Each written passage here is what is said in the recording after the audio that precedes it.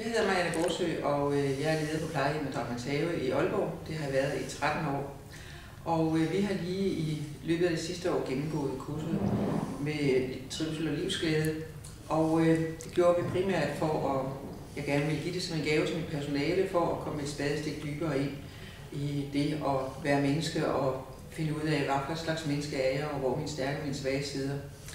Og jeg vil sige, at kurset har været en øjenåbner for os. Vi har kunnet læne os tilbage og tage imod og fået en masse lærdom.